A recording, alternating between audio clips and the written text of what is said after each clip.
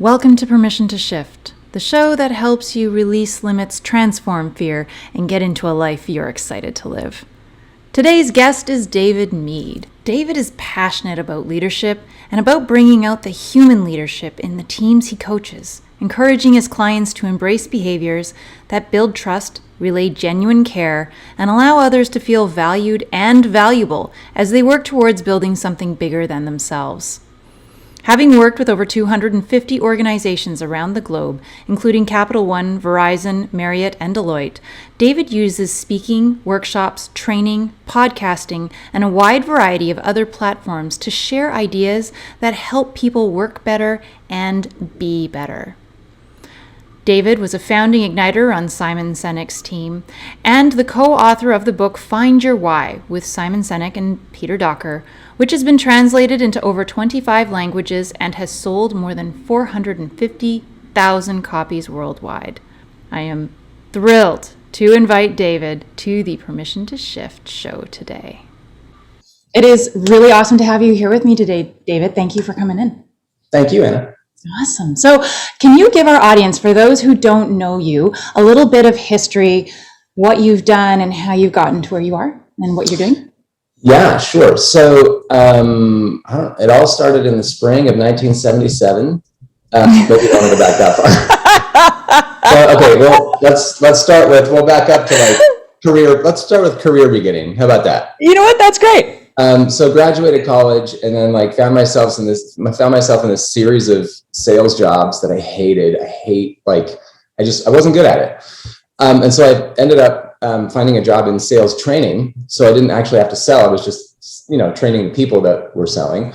And I really enjoyed it. I loved sharing information that helped sort of a light go on for people and to teach them a concept or an idea or a different way of looking at something and having them go, oh yeah, I've never thought about it that way before.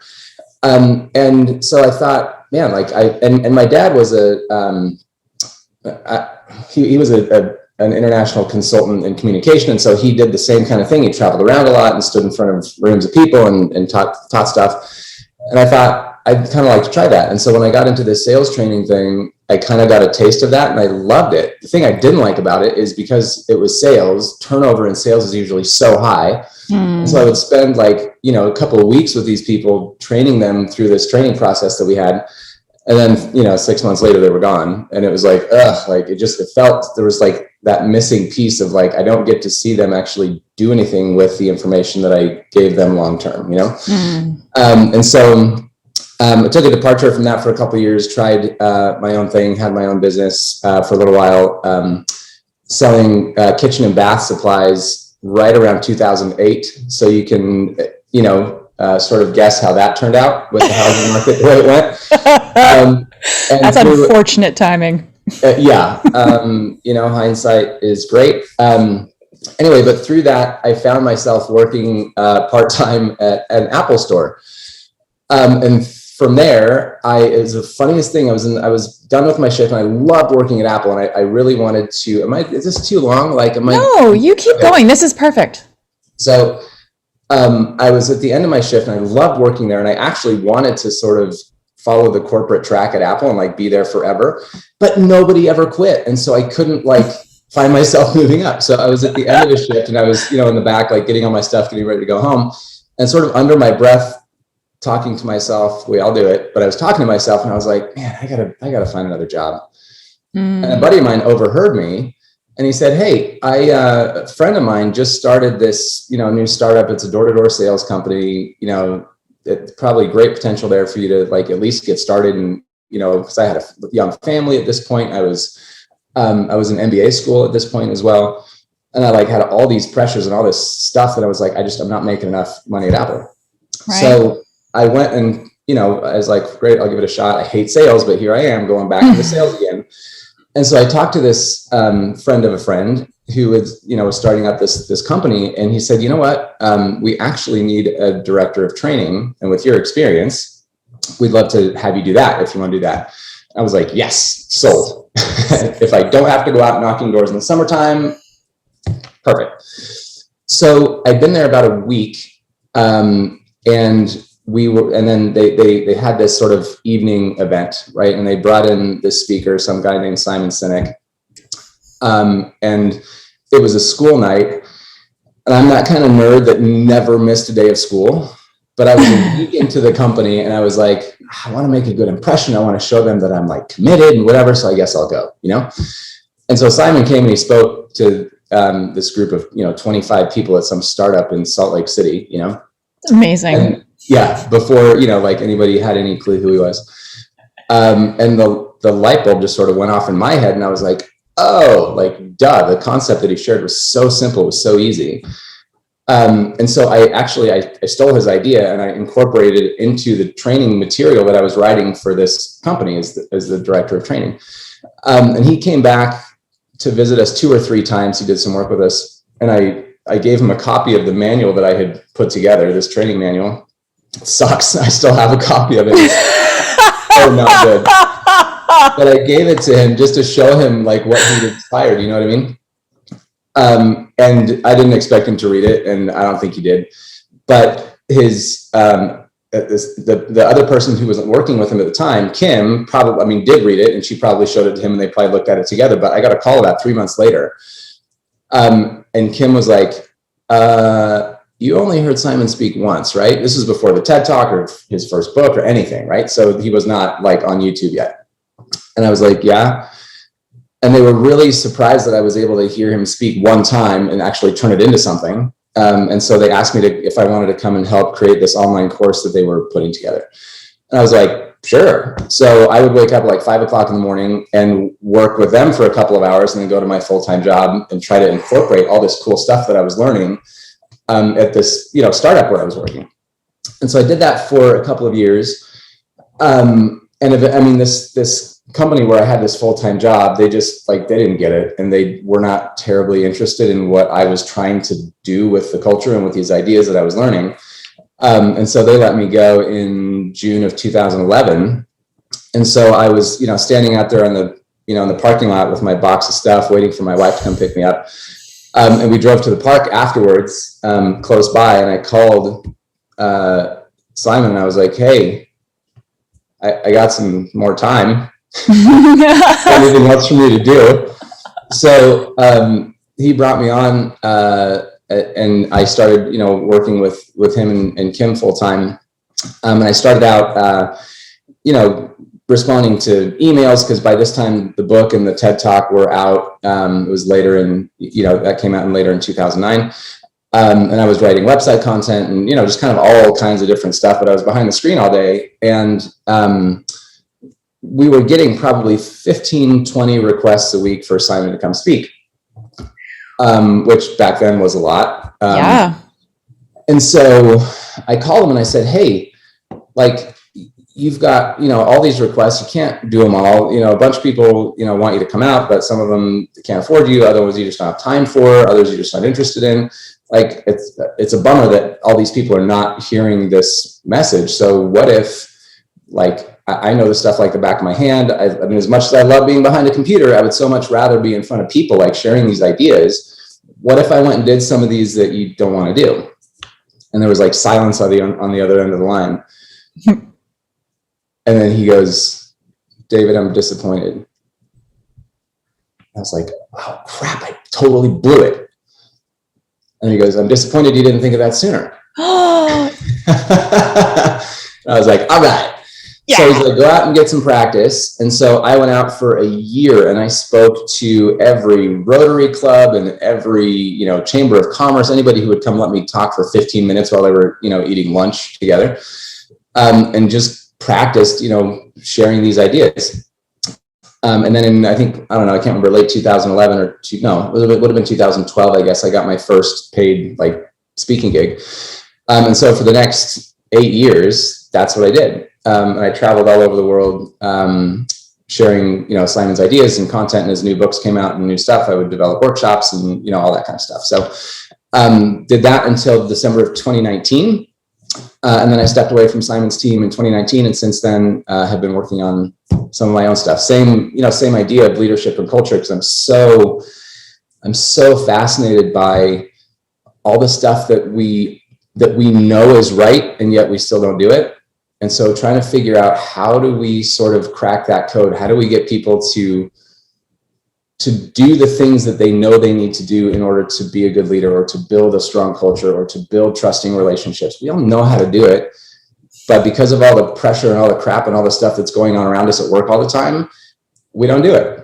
And so I've sort of made it my mission to help people figure out, like, how do we do that so that we can actually have trust, so we can actually build stronger relationships and thrive and progress together and do something that matters. So I know you have a term for what you're talking about. So Can you share that term with us, and sort of, you just shared the vision, but a little bit more about that vision. And then I have another question for you. Yeah. Oh, and by the way, in that meantime, before I get to that, 10 years that I spent with Simon, I helped him write that book that's behind you right there, Find Your Why. That came out in 2017. So that's been really cool. And that was a cool experience. Hashtag product placement. Yeah. Very strategic. I like the way you did that. Totally unintentional, I'm sure. Oh, for sure. So yeah, I mean, I have a term that I use, and this is also the working title of the book that I'm writing. Should be coming out in January or so. But it's like, the idea of the title of the book is Behind the Curtain. And the meaning behind that is, there is so much, and this is, I'm focusing on the world of work, because that's where most of us spend most of our time, but it's not limited to that. This happens everywhere. And I think it's a timeless concept, and depending on the culture in which we live, it's more pronounced or not.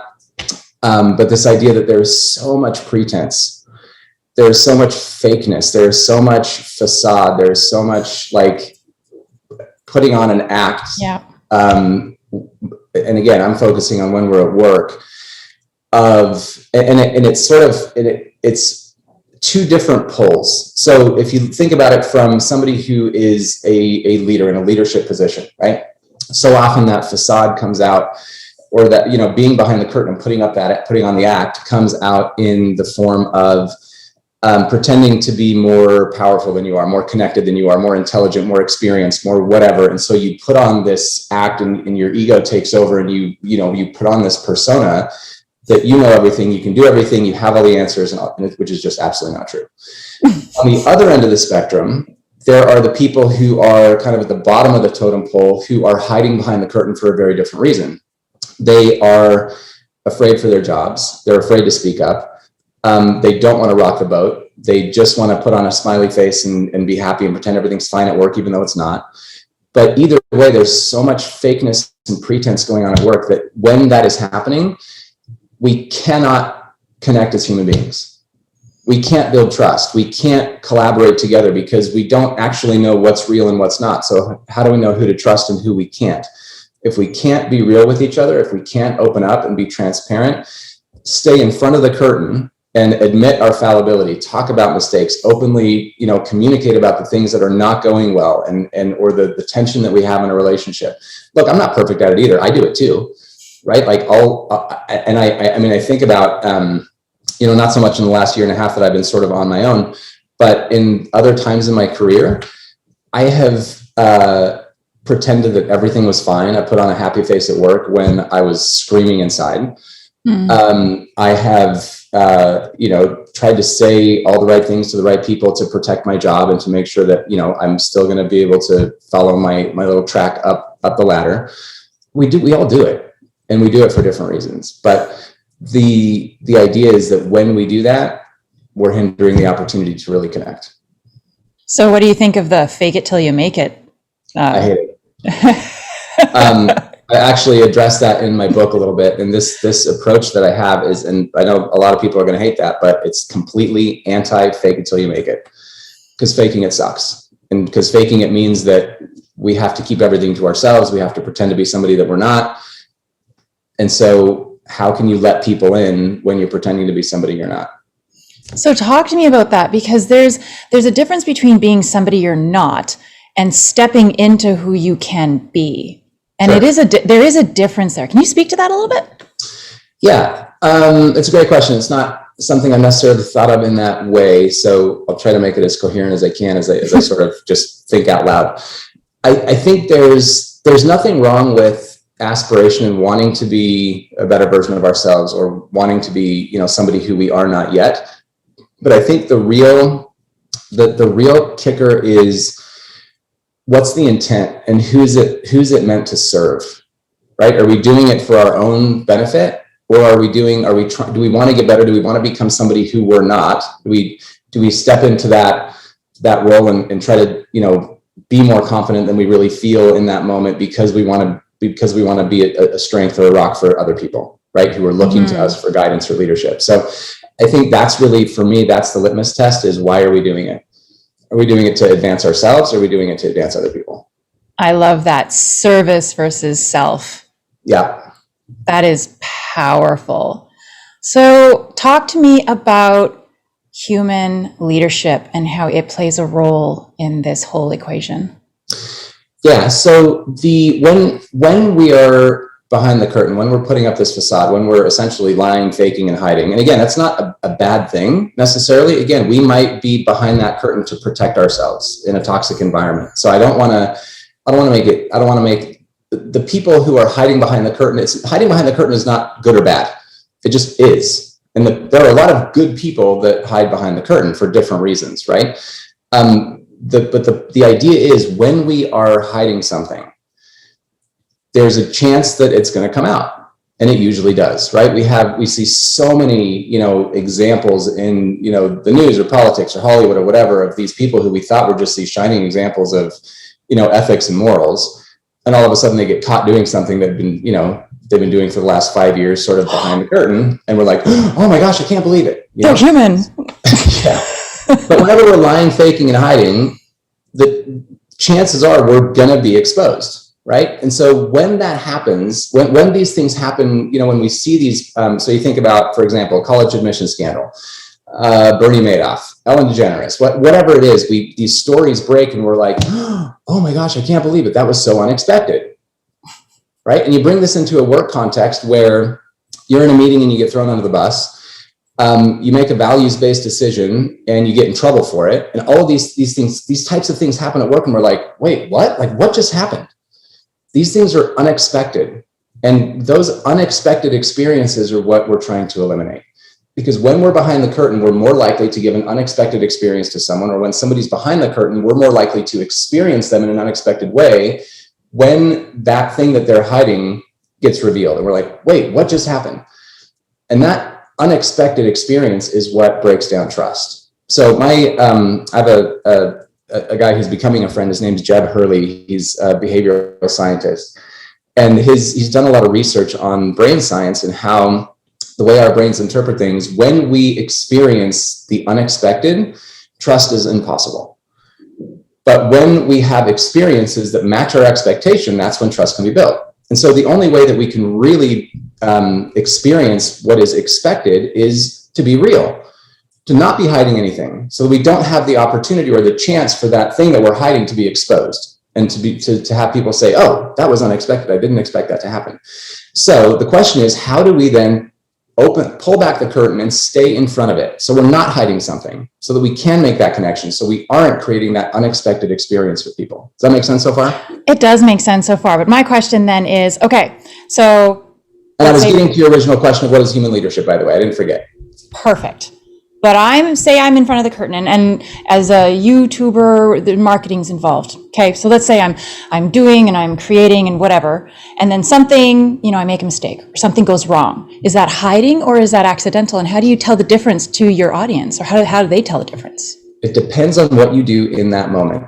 So the time that we hide behind the curtain is when we make a mistake and then we pretend that nothing happened, right? When clearly somebody can see, like, something unexpected happened, right? Usually if your videos or your presentations, whatever, are really polished, and all of a sudden you make a mistake and something just isn't right, and people are like, whoa, didn't expect that from her. Your version of hiding behind the curtain might be, I don't know what you're talking about. It's totally fine. Completely denying that something went wrong, or justifying it, or going, oh, it was my production crew. They totally screwed it up. That's hiding behind the curtain, whereas staying in front of it would be, you guys, you know what?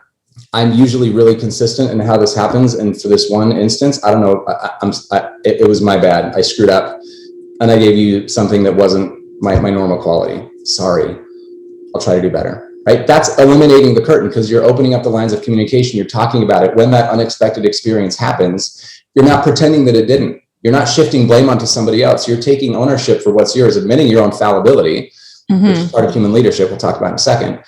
But that gets rid of the curtain, because you're not back there trying to pretend that nothing happened. You're not back there putting up an act or a facade that, no, that's totally normal. Or, yeah, I'm still exactly who you think I am. I'm still good. It was somebody else's fault, right?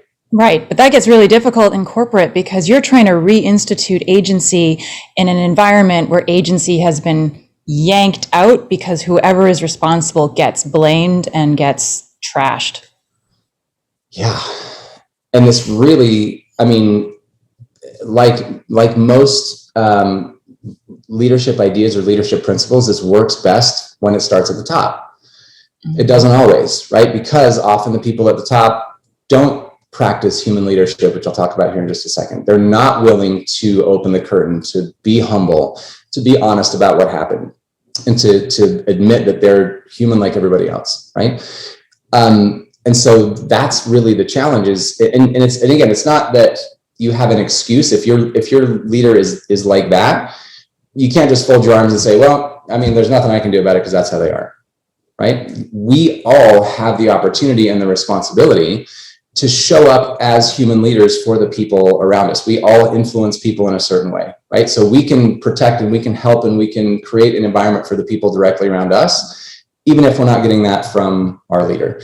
And if it gets to the point where it's not working and we can't function because of the way that our leader is, then we have a choice to make. There are a lot of places to work. And there are a lot of companies who are recognizing and realizing the importance of how they treat their people and of creating these cultures where people feel safe, where they feel like they belong. And again, it's a hard decision to make. So many people stay in a job just because there's job security. They've been there forever. They don't know where else they would go. It's hard to switch jobs. There's a ton of uncertainty that comes along with that. So I'm not saying that, just up and quit if it's not working. But at some point, when you become conscious and aware of these things and you realize this is not working for me and this is not helping me to become who I want to be, you always have the choice. Well, let's talk about, carry on. I don't want to say it's not a right or a wrong choice. It's just a choice that needs to be made. It is a choice that needs to be made. And that's a hard choice to make. But let's talk about then, when you're talking about making these choices and deciding on the culture and if the culture is a good fit, human leadership is basically the footstool for modifying culture in an organization. Yeah. So interesting that we would use that term of a footstool, because if you think of human leadership, you can actually think of it as a three-legged stool, right? There are three components to it. Yes, nailed it. So human leadership is essentially a combination of three traits. And the way that I've come up with these, and again, none of the stuff I'm talking about is new. I mean, people listening to this are like, well, yeah, I know that already. So I don't have any brand new ideas, but the way that I approach it is I look at my own experience, how I have experienced leaders throughout my life, whether it be in the Boy Scouts or at work or wherever. Like I'm not talking about strictly corporate. I'm talking about leaders, sports, all this kind of stuff plays in, coaches, right? And I think about and plus pairing that with the decade or so that I've been out having the great opportunity to observe and to work with leaders all over the planet and how their cultures work. And what I found is that culture always mirrors leadership, always. So as I think back to the best leaders that I've had, the ones that I remember for all the right reasons, I made a list of all of their qualities, all of their traits, dozens and dozens of things of how they behaved and how they showed up. And obviously, it's a lot harder to talk about 48 things than it is to talk about 3. So I take a look at those, that list of dozens and dozens of qualities, and I've broken them down, and really every single one of them to me fits under 3 traits, which are honest, humble, and human. And I go beyond the dictionary definition of those, but these really are the three-legged stool, right? And the reason that I compare it to a three-legged stool is because you can't have one without the other two, or you can't have two and be missing one. The stool doesn't stand up, right? You cannot be humble and human, but not be honest about what's going on or when you make a mistake, right? Humble and honest are really sort of tied together in a way. You can't be, honest about, the mistakes that you make and humble enough to admit them, but not be human enough to recognize and be okay with somebody else making a mistake. It doesn't work. You have to have honest, humble, and human. It's a three-legged stool, and all three legs have to be on the stool in order for it to work. So that's the basis of it. We can get into, I don't know if you want to get into some of the details of each one of those legs, but the idea is that what do you do with a stool? You sit on it, right? That's the whole point of it. So the idea is not just to have three legs and have a stool that will stand by itself, but to have a stool that's strong enough that will withstand the pressure of sitting on it. So it's easy to talk about, we're an honest company. We live our values, right? We do what we say. It's easy to talk about being a humble company where, everybody's ideas are valued and we want to hear from everybody, and, nobody's too proud to, it's not my idea, it's our idea, right? Or we always put our people first, right? This human element. Yeah. It's easy to talk about that stuff, and it looks like the stool is great. 3 legs are on and it's standing there all by itself. But when you turn it over and you realize that stool is only being held together with masking tape and gum, and when you put any kind of pressure on it, when you add, budgets, client demands, deadlines, all that pressure that comes with the day-to-day work that we do, if the legs really aren't securely attached, if you're not really practicing those things, the stool crumbles and falls over. And as soon as we sit on it, we find ourselves on the floor and we think, whoa, again, unexpected experience. What just happened? I thought that you said this, this, and this. Well, that's not really what we do around here. Mm-hmm. And then the safety collapses and the culture collapses around the lack of safety. And then we're at each other's throats and just vying to see who's wrong. Right. And we're watching out for ourselves. Again, we're going back to the selfish versus selfless, right? We're thinking about ourselves. We're watching over our shoulders. We're protecting our own interests rather than being able to let go of all that because we feel safe and being able to contribute what we have and what we bring to work to lift others up and to work and collaborate together. It's like that stool is a way to help elevate people through Maslow's hierarchy in a context of the corporation instead of pushing them back down to the basic. Yeah. That's powerful. Yeah. So walk us through these 3 legs. I think that would be very, very useful and service to the audience here. Yeah, for sure. So there's not one way to define honest, humble, and human. And again, I'm approaching it from my experience and what I have observed. So I would always invite anybody who is introduced to these concepts to think about for themselves, how does this show up for me? How would I define it? What does that look like when I do it? Because my definition might not fit exactly with what your definition might be. But for honest, right, we'll start there. For me, obviously telling the truth and, following through on our commitments and all that kind of stuff is really important. But when it comes to honest, for me, the crux of it is really around behaving in alignment with what we profess to stand for.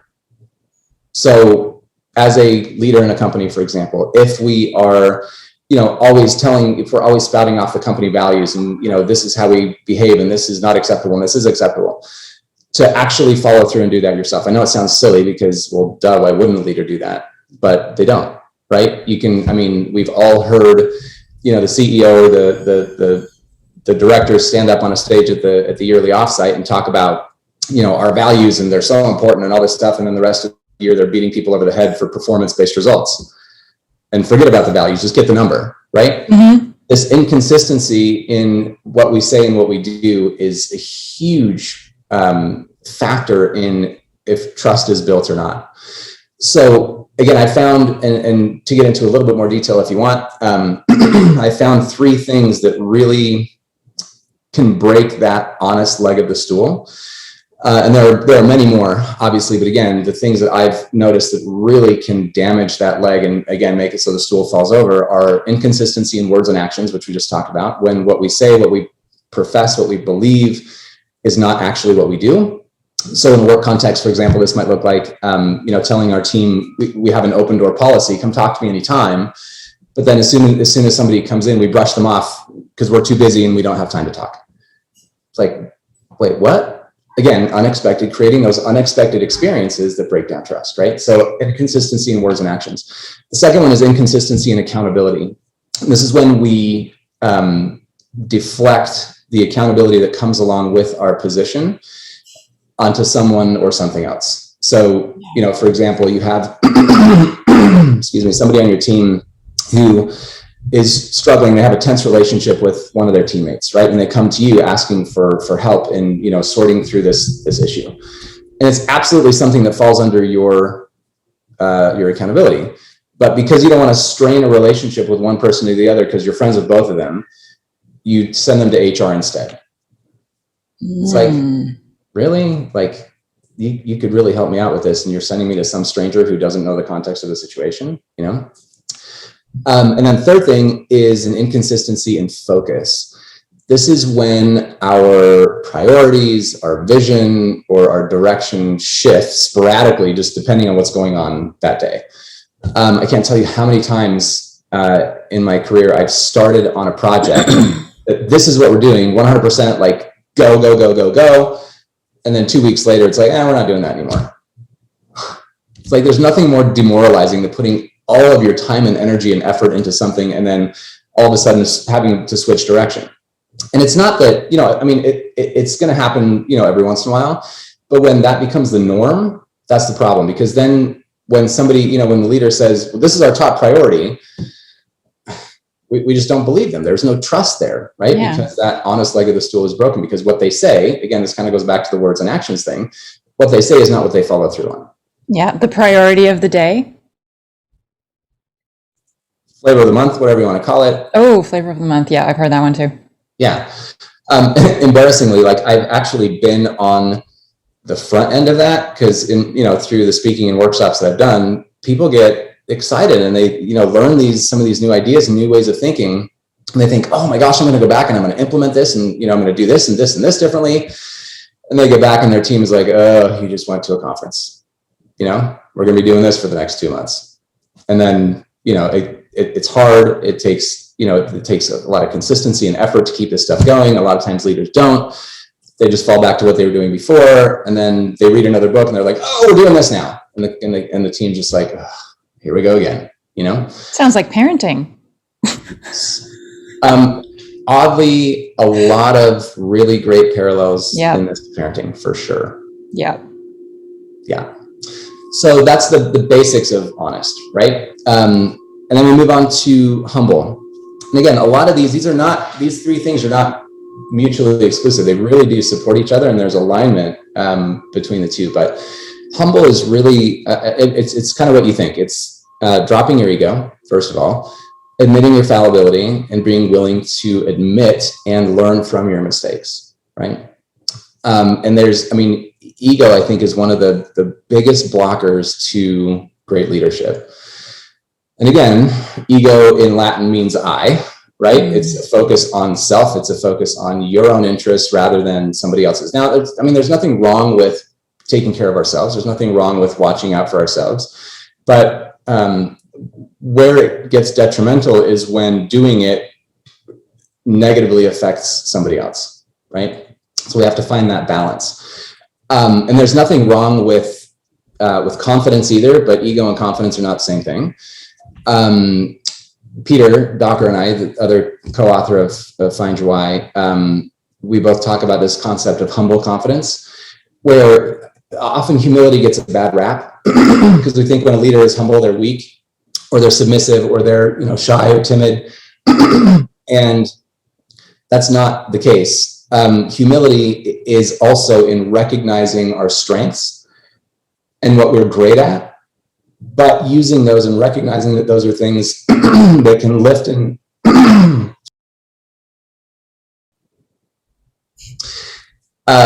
So humble confidence is really about how do we recognize what we're good at and acknowledge that and be okay with it, not because it makes us better, but because when we are good at those things, we can use those things to, again, share and uplift and elevate the people around us. And so when we can replace that ego with humble confidence, we're in a much better place. So again, thinking back to all of the great leaders that I've had, those that, when I think of the humble element, there are really 4 attributes that come out for me. First thing is the willingness to do what we ask others to do. It's not that we always will, or that we always have to, or that we always have to step in, but when it really counts, when it really matters, we are willing to let go of our title and, to put up with the inconvenience or the struggle or whatever it takes to get in the trenches with the team and help out. It's like, you hear the stories of the team who's just busting their butts working after hours to get this project done. And the boss walks out at 5, be like, hey guys, good luck. It's not that he has to stay late every single night, but you know what? When they're really struggling, when you can tell that they need a little bit of a boost, drop your bag, get in the trenches for an hour and help give them some direction. Another really sort of completely other end of the spectrum experience. When I was 17, I worked at this bagel shop, and it's a job that I still have one of the menu boards. Actually, it's hanging in my studio downstairs because it reminds me of this job. I have compared every other job that I've had to this one. And it's because we had this incredible boss, the guy that ran the shop, we'll call him Brad. He was such a perfect example of this. So the shop was right on Main Street, and during lunch, we would always get super, super busy. So there was a line that would go from the counter out the door and up the sidewalk. And so the lunch rush was just nuts. And he would never hesitate, like if we were really slammed, or if we were a person short, for example, just to throw on an apron and make sandwiches with us, It's just what he did. And again, it's not that the idea is for the leader to always be in the weeds and always be, doing stuff or micromanaging. It's that when it really matters, they're willing to do the things they ask others to do. So that's the first thing. And then the second thing is the confidence to let other people lead, which is so hard to sometimes give up that control, right? Because people are going to do it differently than we would do it. It's like going back to parenting, right? It is tough to let your kids mow the lawn or fold the laundry because you're just going to do it better than they are because you have so much more experience. But when you're a humble leader, you recognize that you're in a position to help others develop and learn and grow. And even though they're going to do it a little bit differently than you might do it, they're not going to do it maybe as well as you would do it. Allowing them to do it and to try and to fail and to try again builds their confidence. And as a result, builds our confidence in them, right? And so it's sort of a win-win with some short-term tough stuff. Third thing is the ability to ask for and accept help. And for so many people, leaders or not, that is really, really difficult. It's so funny to me. Like I can't say it's a habit, but I do it fairly frequently. When I see people pulled off to the side of the road, changing a flat or whatever, I will pull over, and I used to stop and say, hey, do you need any help? Blew me away how many people said, no, I'm good. And I stopped asking because nobody accepts help. Honestly, nobody. Few people accept help because nope, I can do it. I got this. I've changed a tire before, I'm capable. And so I just walk up and I start helping. Hey, what can I do to help? Because we have a hard time accepting help. And so I think that's one of the things that really helps with our humility is to recognize, you know what, I can't do it all. I don't have the time. I don't have the knowledge. I don't have the experience. I don't have the whatever.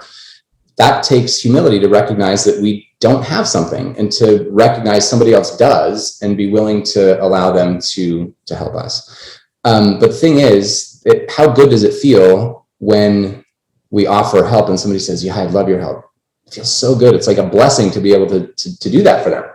And so even remembering that of when we're having a hard time saying yes to help, remember it's a gift for the person who's offering, right? And so what is that, the third thing? I think it's the third thing. Yes. The last thing is the willingness to admit mistakes.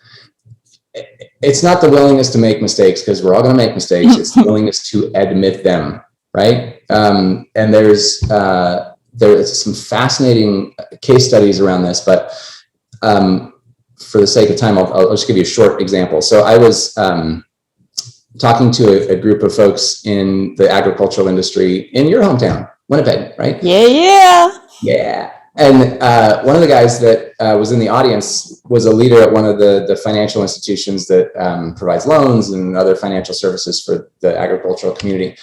And he said something that really stuck with me. He said that when he hires somebody new, he tells them to make as many mistakes as they can and to make them as often as possible. Because he recognized that the point is not to be perfect at your job. The point is to always be getting better at your job. And the only way you get better is if you learn. And the only way to learn is to make mistakes. And so he was so intent on creating an environment where his people felt like it was okay to admit a mistake and to say, hey, I screwed up. This is something that I learned, so that all of us can benefit from that. And so, and again, this is really down to the leader. Again, this is where it's got to start from the top. If we have an environment where it's not okay to make mistakes because you're going to get in trouble, or you're going to get put on the short list, or you're going to get fired, or whatever the consequences are, nobody's going to speak up. Mistakes are still happening, by the way. It's just nobody's talking about them, and so they keep getting made. But when you can create an environment where it's okay to raise mistakes, where it's this idea of we're falling forward, right, where we're learning from them, it's not that we accept every time. If you're going to make that mistake 12 times, that's not okay. But make a mistake, learn from it, so that we don't make that mistake again. That's the whole idea. But that, again, these are the four sort of components of humble. Ready for human? Yeah. Okay, so human, to me, really, human leaders genuinely care about people. They're there for their people before they're there for anything else. They recognize that people come before profit, people come before the numbers, and it's easy to talk about. We all talk about it. Yeah, I'm that kind of leader. But again, when the pressure gets put on the stool, when we have those deadlines, when our boss is bugging us for, is on our back for the quarterly numbers or whatever, is that really what our focus is? And it's one of the things that's really fascinating to me is we put so much time and care and effort, and we're so careful about who we hire. We hire the people with the best, experience, with the best education, with the best results at other companies. We put so much time and energy into bringing on the right person. And then often we just quit there. But it's sort of like buying a really nice car, right? You do all the research and you want to buy one with all the bells and whistles and all the stuff. And it's got this amazing, it's just beautiful. And it's like going to perform so well. And then you don't charge the batteries or put gas in it. It's just going to sit there, right? And it's the same thing with people. If we don't pour into them what they need to make them go, they're going to look real good and their resume is going to be real nice, but they're not going to perform, and often they'll disengage, right? And there's a really interesting study that Gallup did. It was in 2013, but I don't think it'll ever be outdated. They found three things. They found that when our bosses ignore us, 40% of us actively disengage from our work. When our bosses criticize us, 22% of us actively disengage from our work. So we're already 50% better if our bosses are rude to us because they acknowledge that we exist. That's right? bizarre. Isn't that weird? The third thing is the most fascinating one, is when our boss points out just one thing that we do well, 1% of us actively disengage.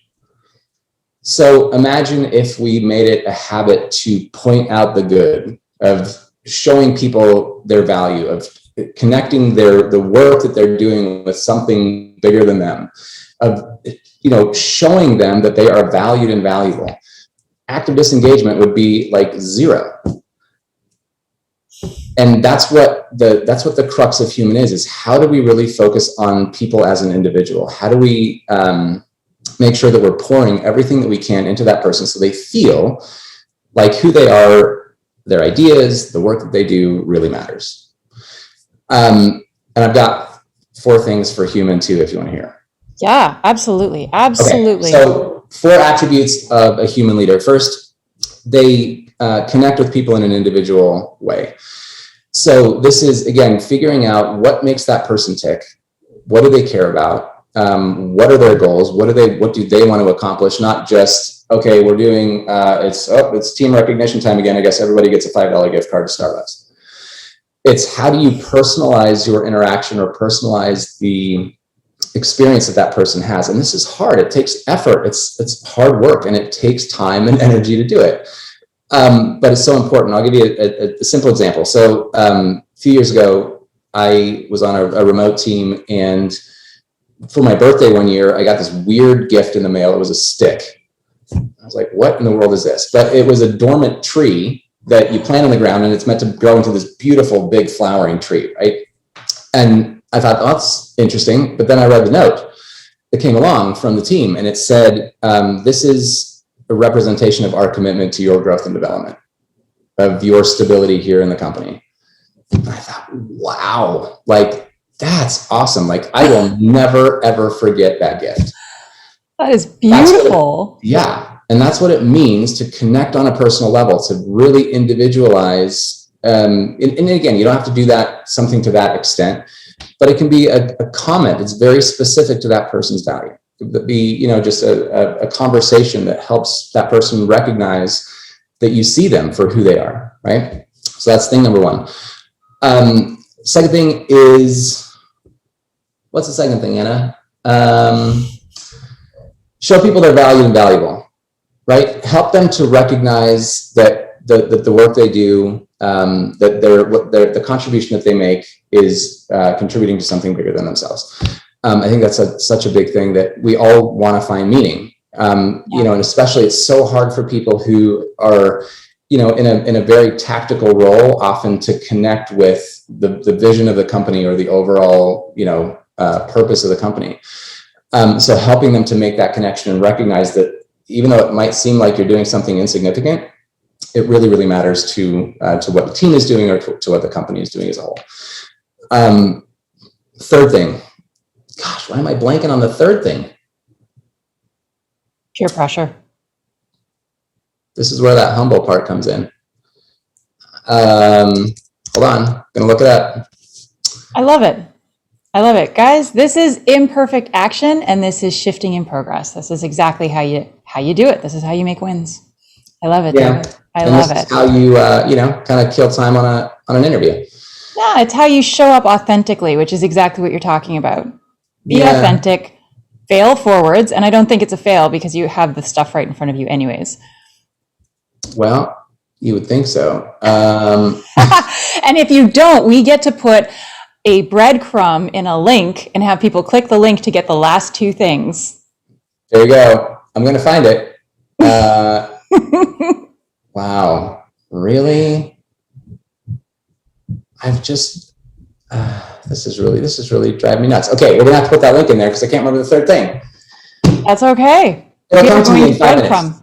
The fourth thing is, human leaders really, they care for themselves in order to be able to care for others. So often with the best intentions, some of the greatest leaders just give everything they have. They give, and then they have nothing left for themselves. And that can work for a while, but it's not sustainable. So what's really important is for us to stop and recharge, and to make sure that we're taken care of, because that allows us to do two things. It allows us to show up better for the people that we lead or influence, obviously. And then second, it sort of gives unspoken permission for our people to do the same thing, because it's so important. We all have limited energy, and we have to recharge at some point, and burnout and stress is such a huge problem. And again, I won't bore you with all the studies and all the case studies I've been reading them. It's expensive. Yeah. It is a hugely expensive problem. Yeah. Not only on the mental state, but literally like the expenses of health insurance. And the very logistical, like money-driven things, it's hugely expensive. So it's so important for us to stop and recharge. And again, simple example of this, I had a boss in that first sort of sales training job that I had. Every year, without fail, she would take a 10-day trip to Hawaii with her sister. Did not do a stitch of work the whole time. Couldn't get a hold of her if we needed her. She was just completely off the grid. Now, again, this is back in the days before we had all the technology that we have now. But I like to think she would still do it that way. But when she came back, she had so much energy, and we could just feel it, and it just transferred to us. And whenever we took a vacation, like I remember my wife is from Brazil, and I flew down there to meet her the first time, expensive first date. And I was down there for a week, did not even think about work. And it was totally fine, because my boss gave me that permission to do the same thing when it was time for me to unplug. And so that allows us to recharge and re-energize. So these three things, honest, humble, and human, these are what allow us to show up in a way that is real, that is human, that is focused on others versus ourselves. That's what allows us to stay in front of the curtain. Mm-hmm. When we show up in those ways, we don't have to put up the facade. We don't have to put on the act. We don't create unexpected experiences for people that make them go, oh, whoa, whoa, whoa. Like, can I actually trust you? So that's what builds relationships. That's what helps us. And again, here's the thing that we're like, oh yeah, I know that already, but we're not doing it, right? And so we have to do these. And again, this is what I'm getting into in my book and the online course that I have, is how do we make this a daily practice? How do we do it in the little things? We're not going to turn the ship around overnight. I get that. Right. But as we, like anything, like any good habit, it's really hard to change and start a good habit. But we look for the little things, and it's just even awareness to recognize that, oh my gosh, I just kind of let my ego out right there. It's like, ooh, you know what? I just told that little white lie. Right? I wasn't really honest with my kids right then. Just recognizing it. And then in that moment, rather than letting it go, letting it slide, or pretending nothing happened, talk about it. Bring it up, pull that curtain back. Don't hide behind it, but stay in front of it, talk about it, open the lines of communication. That's those little things over time, over months and years, will then change us to become honest, humble, and human. Honest, humble, and human are outcomes. They're not like things that it's not something, I'm an honest leader. I'm humble. Nope. If you say it. If you say it, it's not true. Yeah, this only works when other people describe you that way, right? Yes. It's sort of like, oh, I'm a great listener. Well, unless you really feel like I'm listening to you, my assessment of my listening skills is completely irrelevant, right? Let's really quickly, because we're running out of time, and I want to make sure that we get this in here for people who are out there right now. And we have people running big corporations, sole proprietors, individuals, parents. How can they bring you to their organizations? How can they get coaching? How can they take your courses? How do they get more of you and what you know? Yeah, so, reach out on my website, davidjmead.com. All the resources are on there. I've got a bunch of free stuff, a lot of videos, and I do a weekly tip video that talks about some of these things. There's also a link to the online course on there. Reach out to me if you're interested in bringing me in person or virtually. Would love to share more of these ideas. And again, the idea is not that you have to hire me. I have tons of free stuff that's available for you as well. So for corporations, is there a special link, or it's all on the main website? It's all on the main one. I will say though, the online course that I've got is designed to either be taken individually, so any individual can sign up for it, but there's also a facilitator-led course where somebody within an organization can essentially facilitate a room full of their teammates. They'll watch the videos of me, giving the content, but they essentially facilitate the conversations and that kind of stuff. So it's all self-contained, and you can actually do it on your own as an organization. That's awesome. And if somebody wants to jump the queue and get some one-on-one love from you and some one-on-one coaching, do you do that as well? Yes, absolutely. Awesome. Okay, so I'm going to drop the main link down underneath. So anyone who's watching this, you'll see this is going to be below the video, and you'll be able to go to the website, davidjmead.com. Yep. And get all of this stuff there. Again, contact him, call him up, show him some love, put comments below. And thank you, David, for coming in today. Thank you so much for a wonderful interview. I would love to have you back to dig more into some of these individual concepts. Yeah, absolutely. Thanks, Anna. It's been a pleasure. Thanks.